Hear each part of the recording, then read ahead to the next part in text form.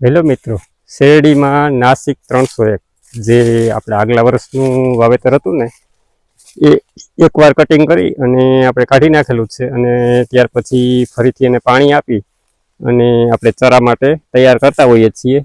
જે આ વર્ષે ચરા માટે તૈયાર કરેલું છે એમાં પણ મસ્ત શેરડી બંધાઈ ગઈ છે.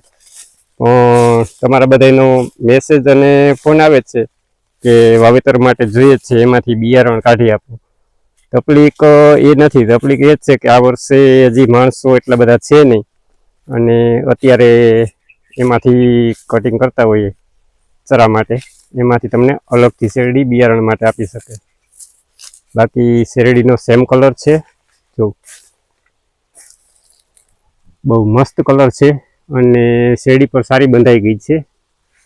આ સાઈડમાંથી વિડીયો બનાવેલો છે જ્યાં 5 થી 7 કાતરી થઈ છે અને જે આપણો આગલો ભાગ છે ને, ઘણા મિત્રો આપણી વાડીએ મુલાકાત લીધી હશે. જે આ ઝાડ બાજુ ચીકુ બાજુ જે આગલો ભાગ છે ને એમાં 10 થી 15 જેવી કાતરી બંધાઈ ગઈ છે. પણ મજૂરની સગવડ નથી ને એના લીધે અત્યારે કટિંગ કરી અને બિયારણ માટે આપી શકાય એવું નથી.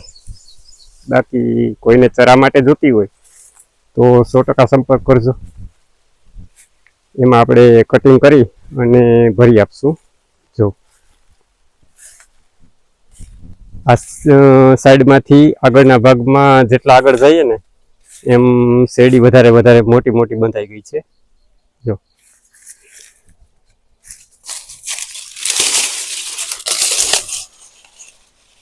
કલર અને શેરડી સેમ જે આગલા વર્ષે આપણે હતી ને એ જ છે.